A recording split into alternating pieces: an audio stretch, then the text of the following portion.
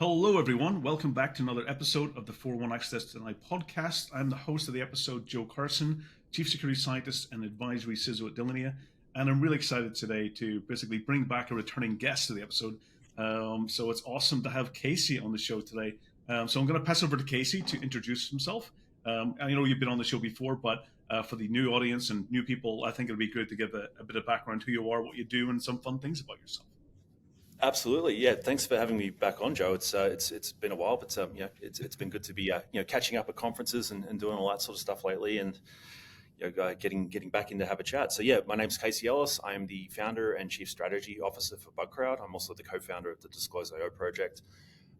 Really, I think the best description of me is that I basically pioneered this idea of crowdsourced security as a service. So Bugcrowd didn't invent vulnerability disclosure or bug bounty programs. Those were prior art.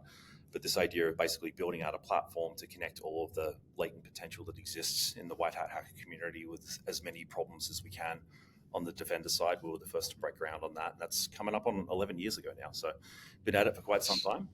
Yeah, it's crazy, right? It's like that's pretty impressive. It feels like a billion years ago and yesterday all at the same time, but it's such a big and kind of complex and frankly kind of interesting and fun problem to solve. It actually doesn't seem like that long ago sometimes as well. But on the policy piece with Disclose.io, that's really a vulnerability disclosure standardization project, and its main goal is to ease the adoption of vulnerability disclosure policies for anyone, right? Like Bugcrowd helps people run these programs. Disclose.io is basically tools that anyone can use regardless of whether they're a customer of Bugcrowd's or not. And a big reason for getting into that is really just to change the operating environment for people to hack in good faith. Like I think our backdrop in all of this is that we've been historically assumed to be criminal. But at least when it started, it wasn't. It was curiosity. Now it's the media have made it criminalized. Exactly. Everything you see in the media is all about the criminal hackers, not so much the good people. I think part of the reason for that is that bad news travels faster, right? So you're right. Like hacking started off as a morally agnostic thing, back in the kind of the 80s, but then got co-opted into being synonymous with crime through the 90s and forward from there.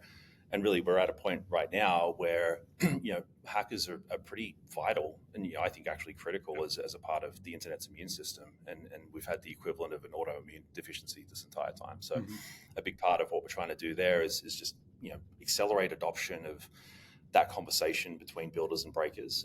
Have companies like get to the point of humility where they say, "Oh, we're not perfect. Like sometimes things are going to come in from the outside world. Let's actually prepare for that." And in the process, have an impact on laws like the CFAA, like DMCA, like the Computer Misuse Act in the UK and other places. Because those laws are always quite confusing. I had a big discussion. One of the great things actually when I attended the Bugcrowd party at Black Hat and DEF CON this year, which was fantastic because I had a long discussion with the EFF. And that was really interesting because one of the things we talked about was the Computer Misuse Act and how it's evolving. We're providing a little bit more safety for security researchers and those who are breaking things. Where in the past most of it was you had to prove yourself innocent. you're already assumed guilty. And now it's got to the point where they have to prove malicious intent, which is the right direction. So listening and having that discussion was fantastic. So I was really happy to.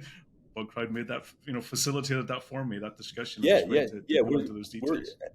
And I think it's not just me and it's not just Bugcrowd. It's an army of dozens, and I think at this point in time we're up into hundreds or even thousands of people that are actually putting their hand to the plow to influence policy in the right direction when it comes to security research.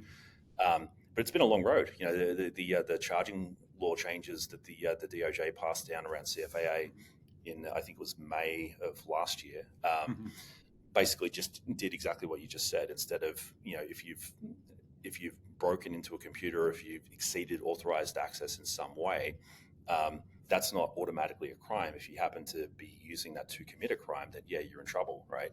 But if you happen to be doing that as a part of good faith security research, then the assumption is that you've got good intent, and you have to prove that there's a crime in process to to actually prosecute that, which And it takes goes back to lot of the chilling effect away yeah, from because it really for those who are in the security research area, it can be quite a challenging time when you look back at the journalists who basically found what was it, the F11 was it?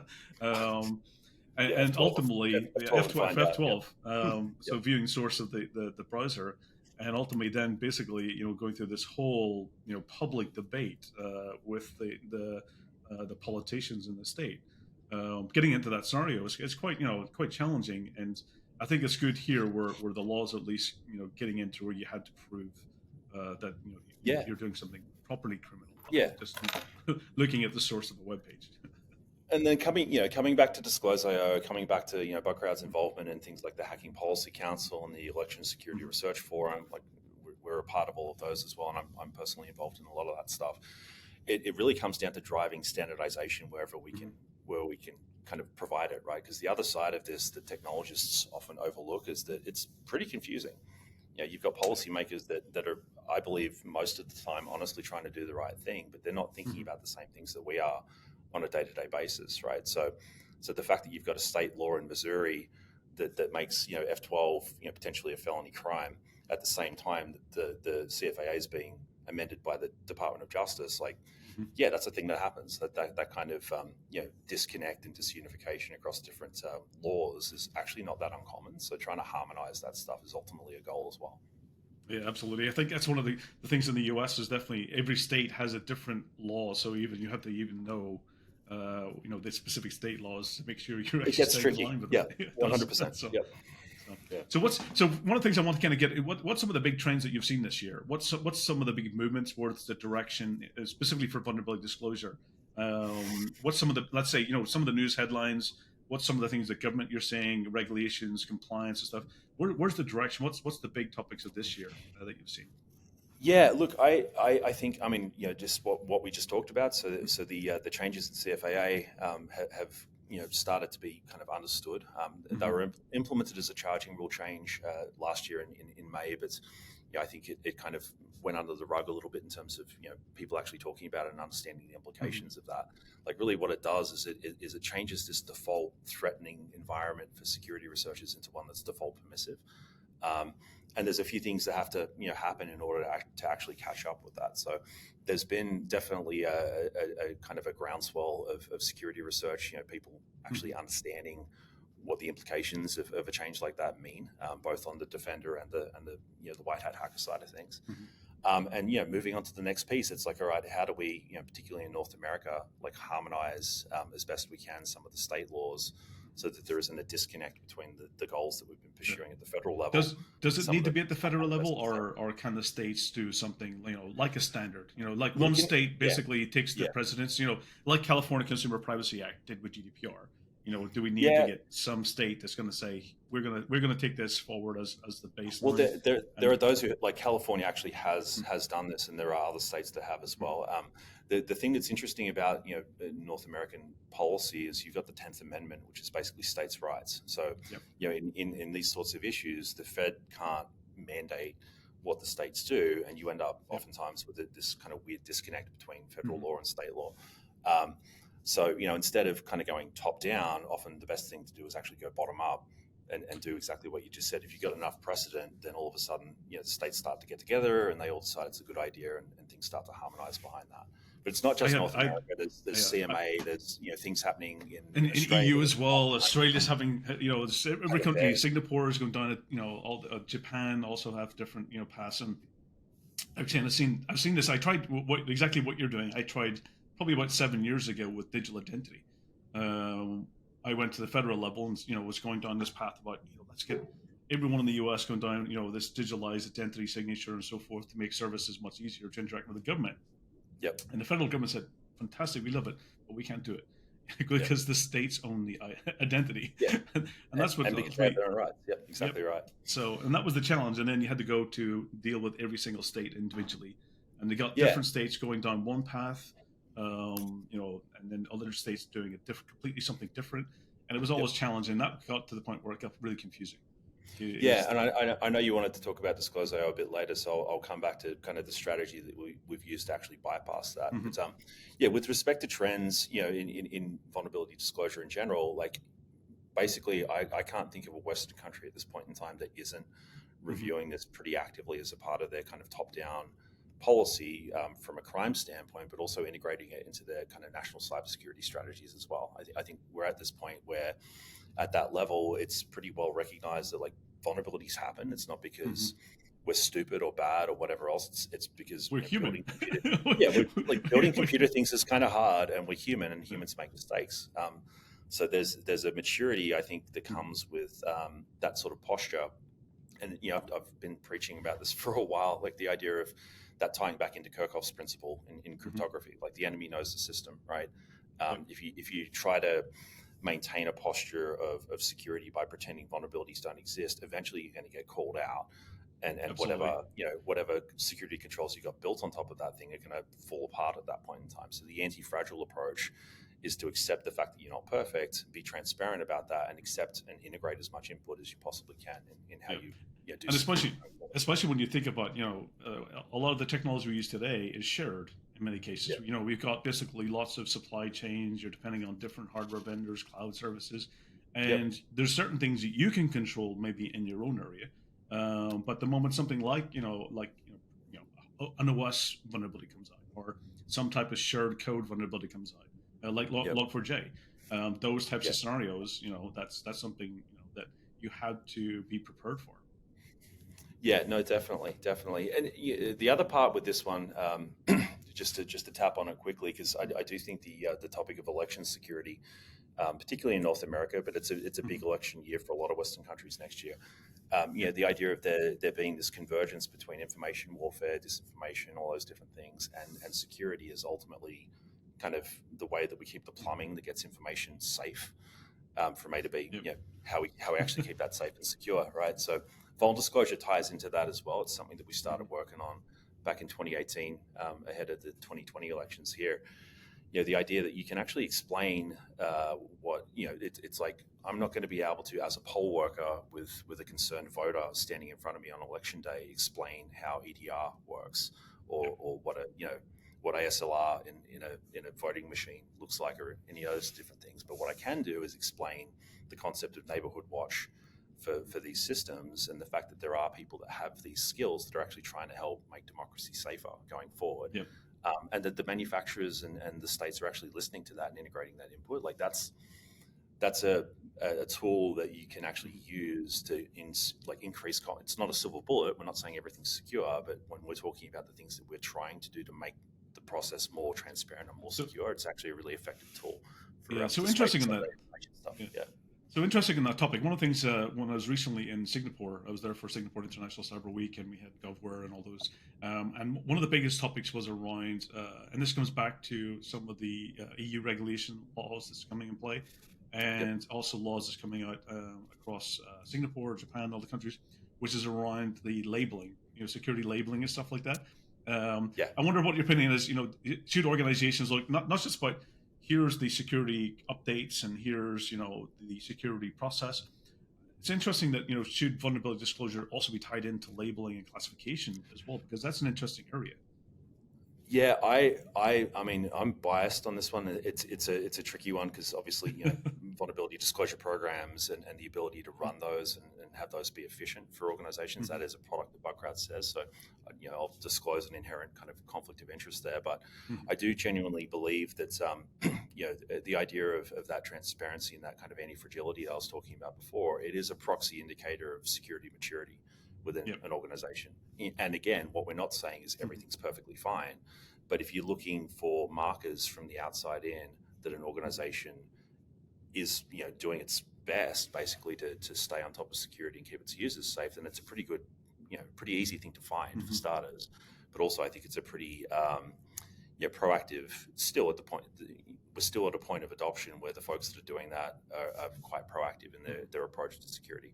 So seeing that sort of feed into things like rating systems and we've seen the presence or absence of a VDP or a bug bounty program used as a cyber risk indicator for insurance companies. Yeah. We've seen it sort of pop up in different places like that. It's logical. That's really interesting.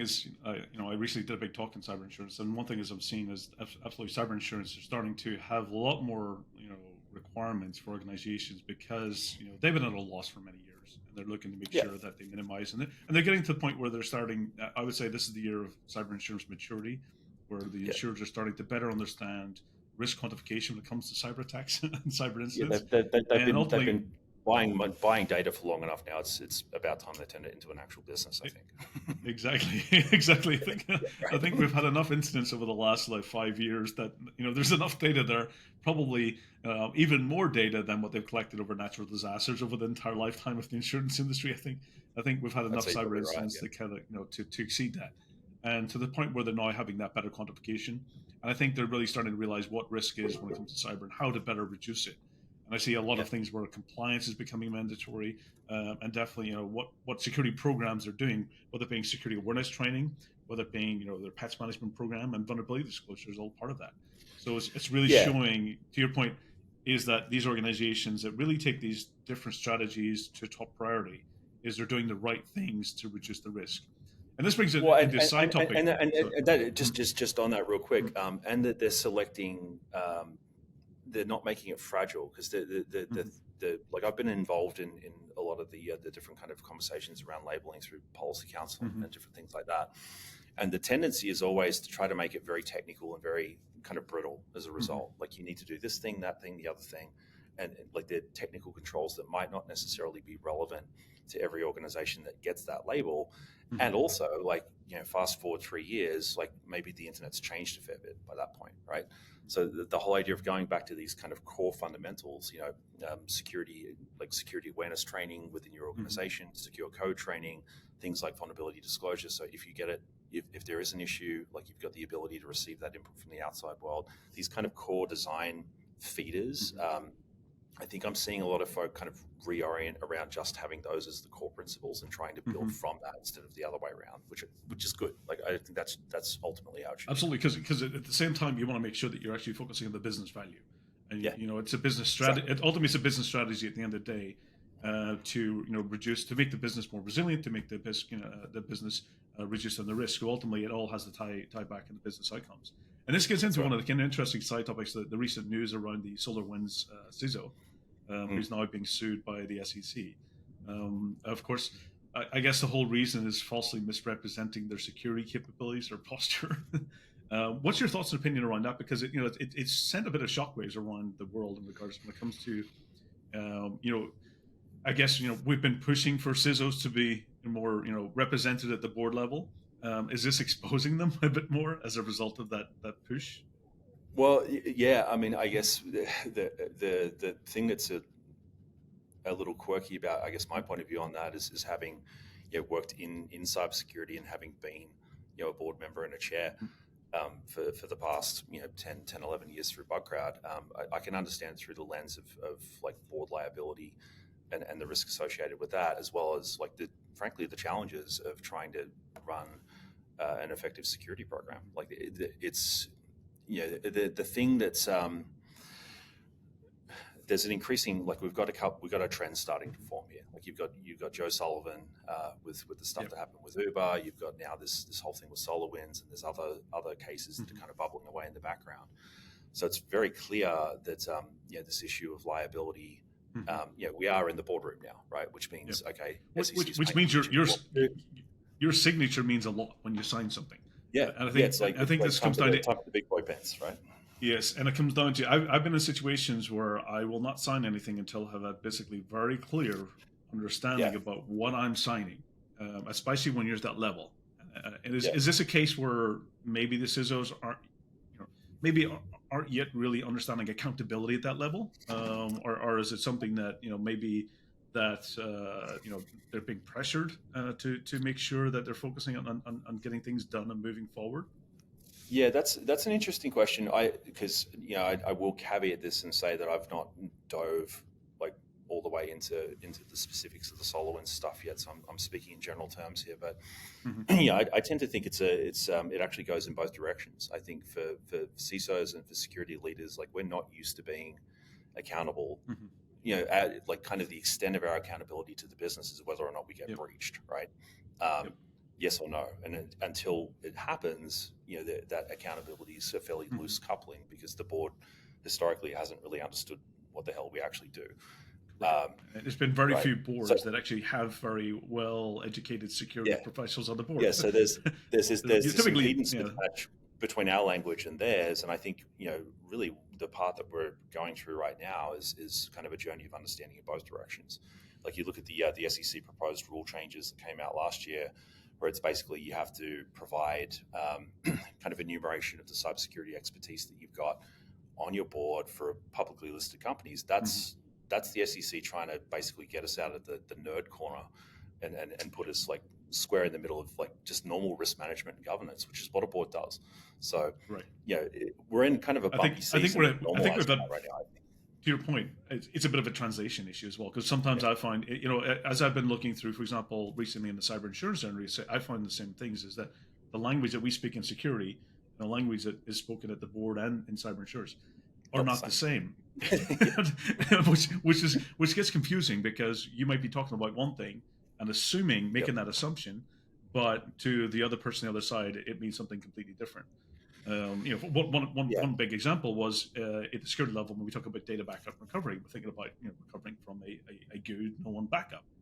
But sometimes in the insurance industry, that translates into paying the ransom and getting the key back to recover the data, because they see that still as a legitimate recovery operation as well.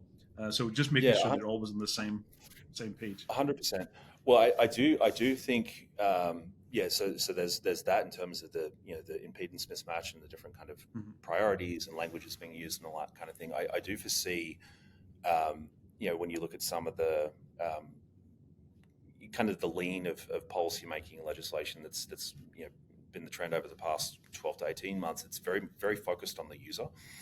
And the thing that's best for the security for the user is not always necessarily aligned with the thing that's best for the security, like financially, the shareholder. So like when there's any kind of divergence on that level, like that's going to be a pretty interesting thing to try to reconcile as we go forward. And I think for the short term, the shareholder is going to win out because they're paying the bills, and that's kind of how capitalism works, right? It's the business. It's the business decision ultimately. But at the same time, the US is trying to understand and try to figure out different ways to roll out privacy legislation in a way that is kind of reflective of CCPA in California at the state level and some of the stuff in the EU, right? That's going to force that conversation and force kind of a point of convergence. So it's a really interesting time to be a CISO. Like you kind of asked for my like just general hot take. There's a lot of conversation around E&O insurance. Actually viewing the liability of being in that position in a different way. And I've actually seen even the fact that we just haven't really been doing that much up until this point. Interesting is that, to that point, I was at a CISO summit just a few weeks ago, even prior to all of the SolarWinds happening. And the big topic of discussion was about CISO liability and personal. Are they taking out insurance for themselves to cover themselves from personal liability? And that was a big topic. So it was really interesting. Another area I want to get into as well is big topics been over the last couple of years, and this is also something that I've seen numerous times. There was a great talk earlier this year at B-Side San Francisco around software bill of materials, S-BOMs, and vulnerability disclosure. What's your view around? Because ultimately, we're in the supply chain. And and this again gets into where company A has a vulnerability. How much do they get into disclosing that further down into their supply chains that ultimately get impacted? And what's happening in that space around the S-BOMs and vulnerability disclosure? Yeah. Look, I think speaking of SolarWinds, like as an attack, SolarWinds was kind of an education process for people outside of security that the internet is literally built on a gigantic stack of turtles. And we've got dependencies all the way down, right? Like, and that can be a vendor like SolarWinds in that case, or it can be open source libraries. It can be all those different things. Like the stuff that we interact with on a daily basis is so incredibly complex in how it's been assembled at this point in time. You've got to think about like what are those components, like where does liability exist for remediation, like if something goes wrong. Coming back to the last question, that's I think starting to come into the mix as well. And so there was this kind of presidential EO around the creation of S-BOMs, which, by the way, I know there was some different opinions around all of that, but like I've watched Alan Friedman in particular. Yeah. I'm just watching. I'm just seeing his Italian vacation pictures on his bicycle, which is also cool. Like Josh Corman, Bo Woods, like Kate, like there's been a bunch of people that have been really pushing this forward. I think Alan's kind of the face of it, and I've watched him annoy everyone talking about S-BOM for the better part of 10 years now, and all of a sudden he's living his best life, because that is legitimately a problem that we need to solve. So that part I think is really good. The downside of it is that no one really knows what to do with an S-BOM yet. We've all got the ability to generate them, and we've got different mandates that actually require that now, but cool, like now I've got a phone book sitting on my desk, like what do I do with it? How do I actually operationalize that? So it's interesting we talk about it, because this is a big lesson I learned, and I think that we're going to go down the same process that I had at least 15 years ago when I had this discussion. I went in, back 15 years ago, I was talking about software-defined networks, and I went into this from the government. I was like, this is the greatest thing. We have to talk about software-defined networks, and I feel it's very the similar thing that we're going to do with the S-BOM as well, is that we're kind of focusing on software and all of the kind of components that builds into it. And one of the things in Estonia, when the government came back and said, no, we don't do that software-defined networks, we do services. And I was like, okay, that makes more sense. And what they, rather than looking at it from a software perspective, they said, what does all this together make as a service? And what's all the components? There you go. Not just the software, but it's the hardware, it's the people, it's the process, it's the data hosting, it's the communication. And ultimately that defines the service. And therefore then they go through that and do vulnerability understanding, risk assessments, and so forth. And I kind of feel that, we're down the same path that we did with software-defined networks and with S-BOMs, and ultimately, what is it you're providing? What is the end product? I think that's right. I think like we definitely had a kind of a crash course in a similar sort of thing when we started working a lot with the automotive industry back in 2015. Charlie, it's exactly a very comparison industry that it's the same. It's like car manufacturers don't actually kind of originate as an OEM like that many products that end up forming the thing that they go off and sell on the showroom floor, right? So like, okay, what's the chain of responsibility there? How do you secure all of that when you've got such a deep supply chain? Are there opportunities for cross-pollination between the different OEMs, like all that kind of stuff? I think those same principles apply to ultimately how we'll end up like solving some of this supply chain stuff. But as it relates to even the airline industry also is a very good example of similar. There's a ton of agriculture, like ICS. Pretty much the older and more physical an industry is, the more it has this particular challenge from a supply standpoint. But software is no exception to that, because we've been around doing this for a long time now, and we're kind of following similar patterns, I think. So I think from a vulnerability disclosure and from a security research standpoint, it's definitely, I keep on coming back to the idea of like, how do we operationalize the insight that an S-BOM can give us? And there's vendors doing that, like the ASPM space is pretty good at that, like Puro, Legit, like different kind of platforms that do that part. But what I've seen from a security research standpoint is folk actually starting to think through that lens. So that when they're attacking a particular thing as a white hat, they're not just thinking about the code that's sitting on the surface of the target. They're thinking about all of the manufacturers that have fed up into it. Are there other points of insertion, other kind of consistent anti-patterns that could potentially come up and create a vulnerability that might not be intuitive, like all those different things. And you start to get a risk-based view. Like ultimately, to me, that's what S-BOMs are probably going to end up being most useful for, is actually kind of making risk sexy again in some ways. Saying, okay, we've got all of this stuff that we can go off and fix. How are we going to prioritize that? Let's actually stack rank the risk priority, and then in the end, is about how is that going to be used in real life versus when you get company. So when you get companies that say, I can't reproduce it, and you're going because you're not basically using it in the way it's basically going to be used by the end user. So. 100%, and to me, that is there's science and there's math that can be brought into that, but I think at the end of the day, it is a fairly creative process that does require an attacker mindset to resolve the question. So this idea of security research as being a part of what feeds the outcome that allows that, I'm starting to see things move in that direction, and I think that's probably going to continue. That's fantastic. So let's sway back into the and disclose IO and kind of the whole concept behind it, because I definitely what's great is that yes, when you look at different vulnerability programs and the different types and consistency and getting a proper classification, what was the whole idea behind Disclose.io? I can tell us a little bit more about detail, kind of into what was the kind of when you founded it, and then also the great discussion, the great talk that was done at B-Side San Francisco this year on it. It's fantastic. No, definitely. That was it was an eye opener for me because it wasn't something I knew it was happening over here, but it really opened my eyes into the challenges and what needed to be done.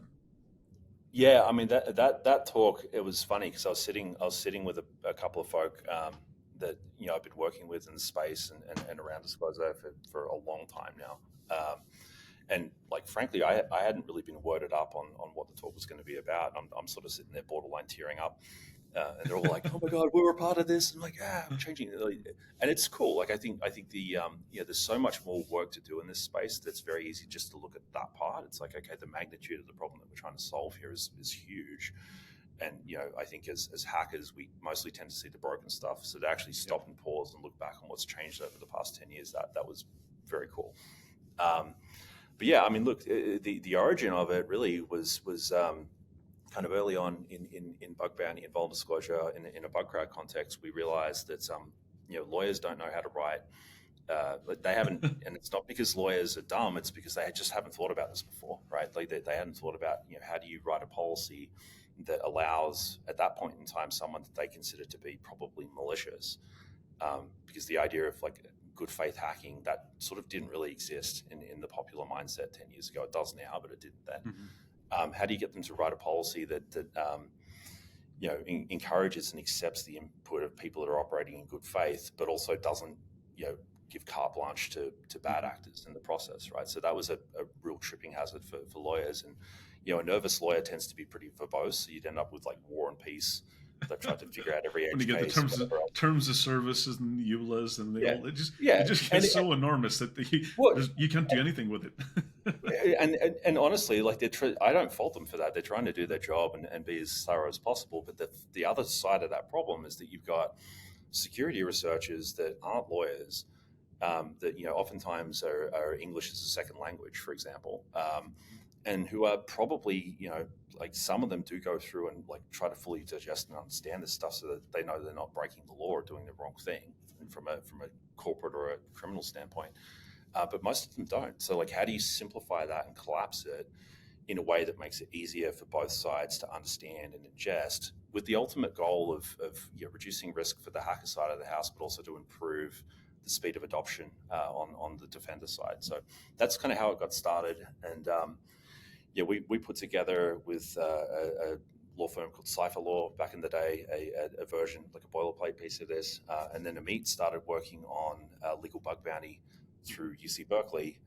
And that was kind of when we connected up and like, we should join forces on this and actually create its own thing that becomes almost like this lightning rod for innovation. And really it's the idea of, just what I said before, like how do we make the environment safer for people that are hacking in good faith so we can reduce the chilling effect on their work? And then on the defender side, how do we make this as easy to adopt as possible, in the form of the language itself, but then tooling around it as well. All those different things. We've got a policy maker now where people can literally just go and plug stuff in and it'll populate it. They can drag and drop it onto their website if they want to, or they can hand it off to their legal team if they're a larger company and go through those processes. Making it more flexible. Absolutely. It makes it more flexible for those who are, because I always go back to the majority of hackers in the world are here to make the world a safer place. And, the criminals don't read EULAs and terms of services and policy. They don't. Well, if they do, they don't follow them, right? Like, exactly. So who are those really intended for? And what's the purpose, and how do we make sure that ultimately the companies are not abusing it in regards to when ultimately they're getting something in return. They're getting information about a problem that could be used maliciously by a criminal. So I think it's really important to make sure. The other piece. Right. Yeah, exactly. The other piece of that as well is the adoption side's really important because really the goal, and this is going back to what we were talking about earlier, with like state laws kind of eventually gaining precedent and rolling up into federal laws, if you're having trouble with that part, then go another layer down to the constituents of that state and just populate the commerce population with a particular approach and a particular set of language. Ultimately, what that does is builds up momentum and establishes precedent. That was one of the big tools that we used for DOJ have been fantastic, and I'd give them all the credit where the credit's due. But in terms of prodding them in that direction, like that was one of the big tools that we used, because you've got whatever it is at this point in time, tens of thousands of people using this policy, and then you've got AWS adopting it and starting to give input from their legal team. That's fantastic, because that was always you've got but cloud providers, that was always a challenge. Cloud provider, that was always the big one, is because ultimately, if you're doing even not just bug bounties and so forth, that's if you're doing vulnerability or pen testing or any type of thing, and you're doing it against shared services, that was always the biggest. That was scary. I was kind of I avoided those like the plague. So I was like, I'm not going down there. If you don't own it and you're renting it, it's a bad idea. And you've got to be able to establish what the rules of the road are and have those things be clear. So like that's what it's been, and it's like it's separate from Bugcrowd in the sense that it's an open source project. We're actually in the process of establishing 501c3 and want to do a lot more with it going forward. But the relationship to Bugcrowd, obviously, is that like this sort of came from problems that we were thinking about and trying to solve within Bugcrowd that others were as well. And from a commercial standpoint, it kind of clears the snow off the road. Like the easier it is to have a conversation with a company about hackers actually being useful and not always harmful, like that makes it easier for Bugcrowd as a company to position what we do as a platform from a service standpoint. So the whole thing kind of works together, if that makes sense. It starts giving you clear visibility, because one is going down and doing bug bounties is one thing, but then making sure organizations who make it easier for you to work with them and more transparency about. Not only do we have a bug bounty, but actually we went down the process of making sure that the policies and all the terms and everything makes you're not being criminalized at the same time. And I think that just gives you much more, let's say, protection at the end. It gives you that the comfort that you're getting all the bases covered. Yeah, we were setting out which gets into the safe harbor discussion as well. Which is exactly, and that was the big piece, the idea of adoption, but then adoption with safe harbor to make sure that safe harbor actually works in both directions. So the hacker feels comfortable, but also going back to where we started, the company feels comfortable putting this policy out there, knowing that there is still this concept of a criminal that they can lawyer up on if they feel like they should, right? Because there's times when that's the appropriate thing to do. So it's not just everything's YOLO now. It's how do you find that mid ground where everyone feels safe?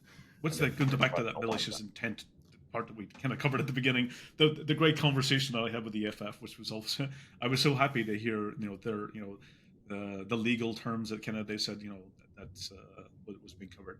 I want to shift gears a little bit into the big movement that's been happening is around the whole secure by design discussion. Of course, that's where bug bounties always tend to be at the end. It's publicly released software. It's out there. Everyone's got it. And we see this whole shift left movement. I prefer to be security by default, is that not just by design, but actually having it turned on, enabled, and being used, and that it's not assuming as you go through and you click through all the defaults, and eventually at the end security is not turned on and enabled. I wanted to get at the point where it's the you had to purposely change the security to turn it on. You have to go through the exception. But going back to that security by design and the whole shift left kind of, where's bug bounties fitting into that? Are you starting to see it being more earlier in the design phase of software? Yeah, so there's probably two parts to that I'll speak to you real quick. What we are seeing is crowdsourcing. So when people hear the term bug bounty, most often they think about like a public program where it's, hey, internet, come at me and I'll pay you, right? That doesn't fit with shift left, because shift left by nature is pre-production. Right. But you've got the ability, and this is something that we've been doing since day one, to basically carve out trusted subsets of the community and deploy them into testing and provide security feedback in a pre-production way. That's it's funny because it's not necessarily a thing that we're known for, because the whole kind of public bug bounty thing's so noisy, so it sort of drowns out the rest of what we do. But it's a pretty common use case, frankly, for the platform. And we're seeing more of that. The idea of actually getting code into the hands of security researchers and saying, hey, like, have at it. You've signed a non-disclosure agreement. We've got our intellectual property button down, all those different things. So as a customer, I'm okay with doing that.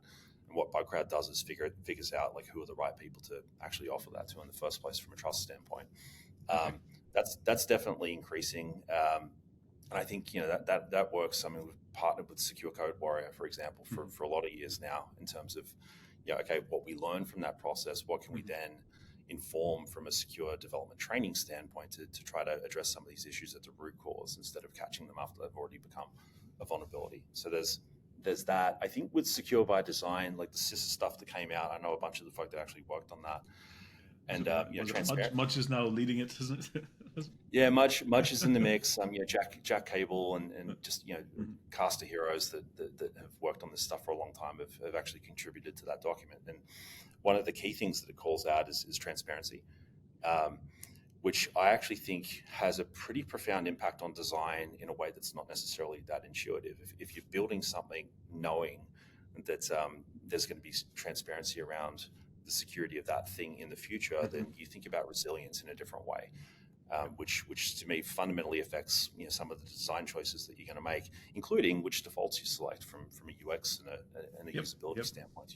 What you turn on, what you don't, because sometimes people are afraid when you go down that security design process, you're afraid of adoption and usability issues, and sometimes that's why they're always turned off. So let's not give them additional things that they need to get to where it's usable. But we need to make sure that we incorporate that into design as well. So making security easy and seamless at the end.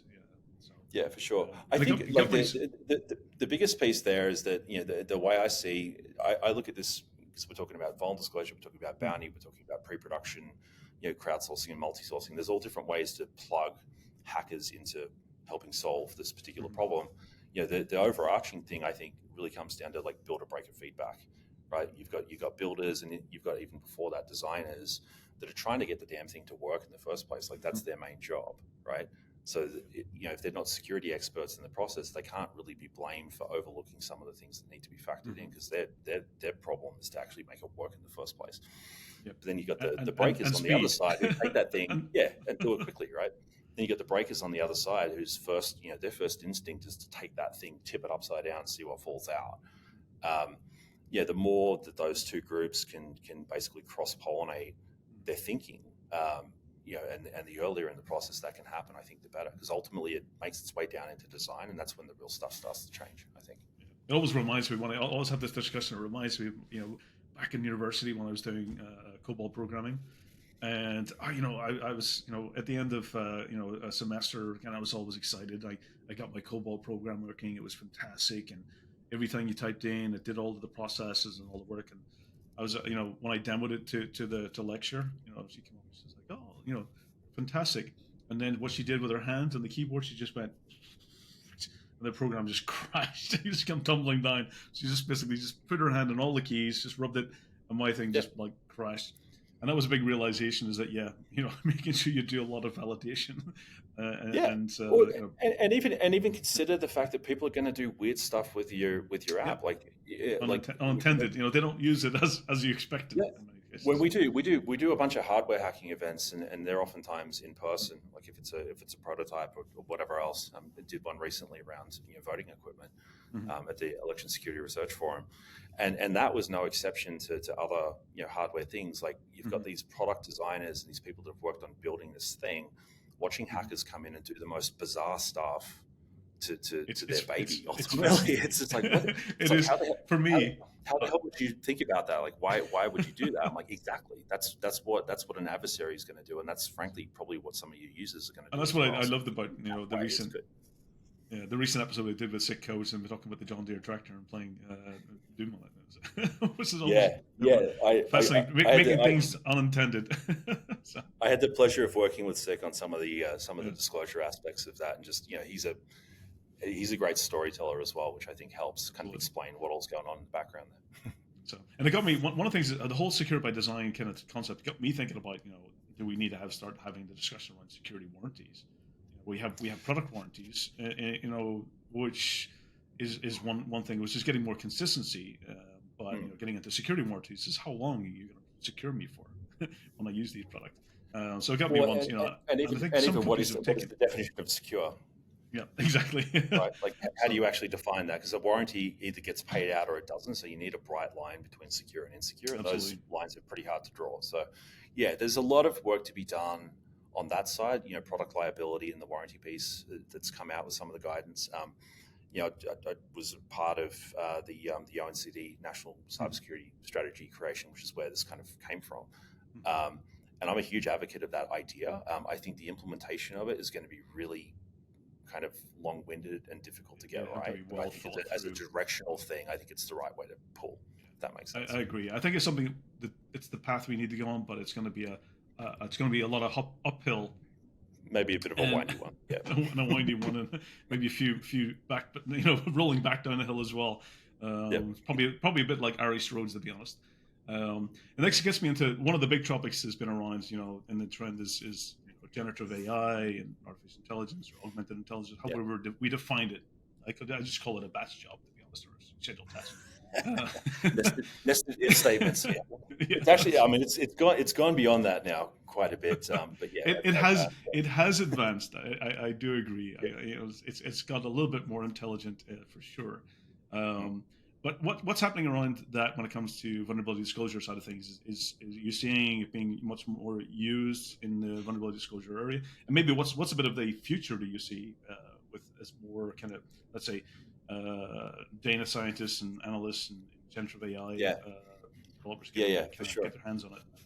For sure. I mean, probably three prongs to that one. One is kind of the use of generative AI by people doing offensive security research, and there's a ton of that stuff going on. On the bad guy side, one of the things that's popped out is the time between a patch being dropped out in response to a CVE and an exploit showing up on the internet that actually abuses unpatched systems. Like, that's shortened a ton over the past 9 months. And that's LLMs that are doing that, because they're very good at that type of thing. So, there's a lot of that. Probably the second part is the relationship between LLMs, in particular, generative AI, and like traditional AppSec and infrastructure security. Because ultimately, what you end up with is this kind of untrusted user right in the middle of everything. Yeah. So the architectural side of things is pretty wild and woolly, frankly. I was just at the OWASP Global AppSec conference, and we're talking a lot around. In DC, was it? Or that was, yeah, like, what's the top 10 look like here, and how do we think about the relationship between this, like, new and kind of different thing in terms of how it behaves, and these kind of traditionally static parameters that we put around security when it comes to AppSec and infrastructure sec and all that kind of stuff. So that's a work in progress. But probably the big one, which you were kind of hinting at in the question there, is actually security of the LLMs themselves. So how are we thinking about prompt injection? How are we thinking about hallucinations? How are we thinking about bias? What are the different categories of risk and issue that we can start to zone in on to enable secure by design? Kind of harking back to the last topic in this area, because it's moving very, very quickly. And it's incredibly powerful. So this idea of like that being a pretty important question to get some answers to at this point in history, there's a lot of work going into that. You can see that in the Biden EO. There's a lot of stuff in there around bias. Yeah, that's right.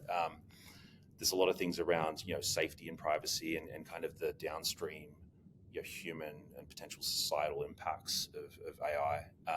At the same time, it's like, let's like take advantage of this stuff because it's competitive and it's useful, but also it's like very powerful. I almost view AI as a like great power level shift in technology. If you sort of play acceleration, it gives a lot of non-technical people powerful skills that they've never had before. Yeah, and it's powerful in and of itself. So I think what we've seen, we started working with OpenAI like 12 months ago. We actually started getting involved in this type of thing from a testing standpoint back in 2018. With social media networks and kind of the role of machine learning. A lot of those algorithms were in the social media area to begin with. Yeah, that's right. That was what was behind the scenes. It was literally that's where they were leveraging. Yeah, but the nice thing that ChatGPT did was it kind of just dumped on the collective consciousness of the internet. Like, this is what we mean when we say AI, and that's good and bad. I think the misinterpretation and the freaking out about that, some of it's productive, some of it isn't. but like everyone's engaging with this as a real thing now. And I think the fact that that wasn't really true prior to that is a really good thing. So, the generative AI red teaming village at DEF CON this year were involved in helping actually create the kind of the rubric and the approach to testing there. Working with OpenAI and other kind of fundamental model vendors and some of the different things that are popping up around it. Probably the biggest thing is that like this is moving so freaking fast. It's getting to the point where the amount of focus and effort and engineering and development time that's been spent on this right now exceeds everything else. It's just it's accelerating beyond what we've seen in any area in decades. Yeah, and my spidey senses go off whenever that happens, because generally the size of the oh shit moment a new technology has from a security standpoint is proportional to how quickly it hits the market, right? Like you think about IoT, like all of a sudden there's IoT everywhere, and then all of a sudden we realize, whoops, we forgot to do a bunch of really rudimentary security stuff in that space, and all of a sudden you've got Mirai taking half of America offline. I think there's like speed is the natural enemy of security when it comes to design, and I do know there's a lot of really good work going into trying to do this properly, and they are, to their credit, soliciting a lot of input from hackers and from people that think like we do. I think what they've seen is they've learned their lessons from what they've seen in the past, and they want to make sure they're doing it right as they continue forward. Yeah, just sure. So, that is a hot tip on for folk, because it's going to be relevant. It's one of these things where it's like it's important to at least understand what's going on in this space, because it's not going to slow down and it's going to become relevant whether you kind of like it or not. And I think people that are intrigued. It's the point where when you take autonomous and you put AI together, and that's where I get really like, well, things start. You take autonomous where it allows you to go and do something in an automated way, whether it being logistics and transportation, cars, for example. Then you give it a self-learning algorithm in the background, which trains it. You want to make sure that training can't be manipulated. You want to make sure you design it properly, because you think about some of the conversation around machine learning, social media and disinformation. Like ultimately, the ML figured out that tribalism is a pretty good way to get people to click on an ad. Yep. Right. So like it was actually the supervisory model that taught the algorithms to favor that type of thing, and there came a point where it's like, oh, that's what it's doing. We need to start to back that out, because that's not having a positive impact on society at that point in time. Right? Because a lot of the cases is that it's not accurate information. Well, it's more that it can be abused really easily, and we've seen that. So that's a real thing. So just are you good for time? One of the things I want to cover is around the regulation side of things, because I know for me one of the biggest scary moments is the Cyber Resiliency Act. I was involved in the EUA Act and other regulations in the past, and one I've kind of stepped back from it is the Cyber Resiliency Act, because it's a bit scary. What's your thoughts around that side of things? Because it has created a bit of a debate in the industry in regards to its initial direction. Yeah, no, definitely. So, I mean, the initial response to that is that there's a lot of stuff in there that I think is really good and really important, and the fact that there is kind of policy driven pressure in the direction of good things, I'm always in favor of that, right? I think overall, my kind of reads of the different versions of the CRA that are out there for comment at the moment, it's all directionally pretty good. There's a couple of pieces in there that have been a bit concerning.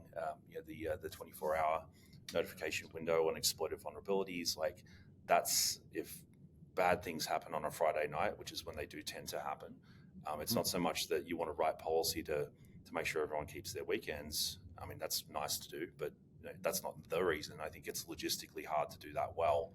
I think in that shorter time frame, right? So I think it goes back to one of the things I've learned from it as well. It goes back to the lessons we talked about. When I was involved in GDPR, is that not all vulnerabilities are equal, and this is the thing: is that it should be based on risk, based on the impact, based on the scope, and it should be really kind of factoring that part in, because not all vulnerabilities are equal. So why would you try to do something to accelerate? If it's something that's not urgent. Yeah, I do think it. I mean, to the credit of the drafts that are out there right now, I do think like observed exploitation is a pretty good modifier that gets you from like a theoretical vulnerability into something where you've got a risk that you can associate with it. So they had, that's that sort of thing I do believe is actually in there. I just think 24 hours is a bit too short. It is. Yeah. I remember we talked about the it was the 14 days in GDPR.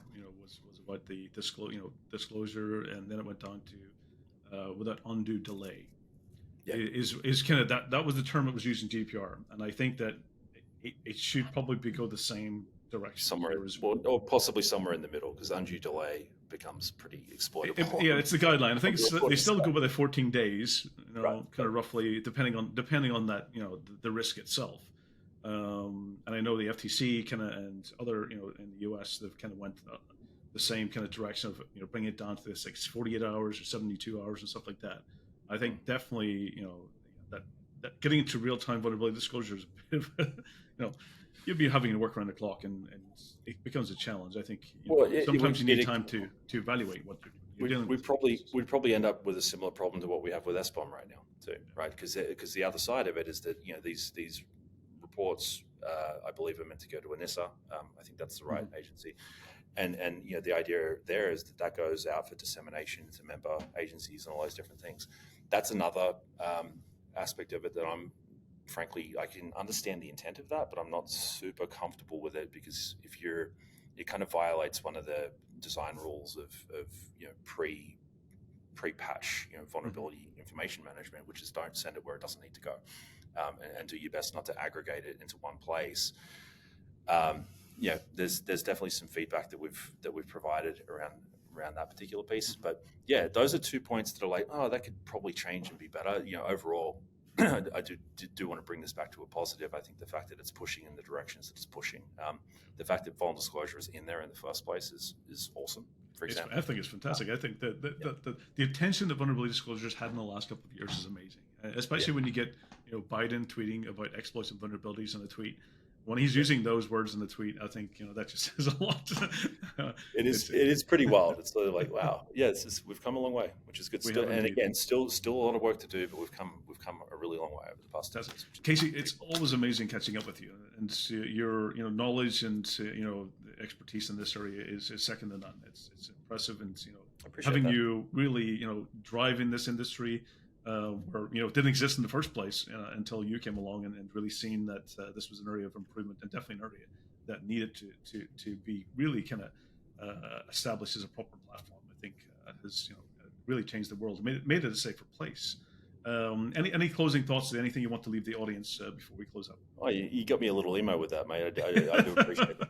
It's very kind, and I will call out. It's been a cast of thousands, honestly, over the years. So definitely, I'll take credit for the bits of it that I've done, especially early on in the piece. But I think the thing that's been phenomenal to watch is to see the body of people that are working on this kind of broader system level problem expand. Going into the policy village at DEF CON. And not knowing 80% of the people in the room, it's like that is a good thing, because ultimately we're at a point where there's younger generations. This would actually be my parting point around that. The younger generations that are coming in to this, they're the ones that are ultimately going to inherit this problem, and they're viewing aspects of it in a different way to us old farts at this point, right? Yeah. I think I'm a bit, with the gray here, I'm excited. Technologically old. We've all been working on these things for a long time. So the idea of like what we know, I think the mandate and the thing that's important for us at this point in time is to work out how to share the parts of the wisdom that we've built up over the years with folks that are coming in, so they can. They're really going to make the difference in the future. The ones that's basically going to take. It's the ones that's basically taking the bats and continuing it. We know where at least some of the tripping hazards are, so we can help with that part. But then also for them, like, jumping in and actually putting your hand to the plow and figuring out how you do it differently. Like take what we've done over the past 10 years and make it better, because it's not done. It'll never be over. This is something that's going to continue. And we just need to make sure we have enough fuel and energy to keep going, and ultimately, to get it where it becomes something that everyone can have as something that they can benefit from. Absolutely. So thank you for the time, Joseph. It's always impressive. Thank you. So for the audience, the Casey, amazing, really kind of, the foundation and getting the bug bounty and, ultimately, making sure that we fix as much of the problems out there as possible. So really kind of helping the world become a safer place. So again, this is the 401 Access Denied podcast, bringing, knowledge, information, trends and news to you, ultimately, to make sure that you're as educated and knowledgeable as possible. And give you areas of interest, and maybe it's something, a path that you want to go down and learn more about. So, absolutely. So make sure Casey will make sure that the audience gets ways to connect with you and find out more about Disclose.io. We'll put all of those in the show notes. Absolutely, and folks that want help connecting with hackers to make this stuff safer, Bugcrowd.com. For folks that are looking to understand, implement policy, and just start there, Disclose.io. And we'll put other links in the notes or have that conversation after. Fantastic. So everyone, tune in for 401 Access Denied podcast. Take care, stay safe, and all the best. Thank you. Goodbye.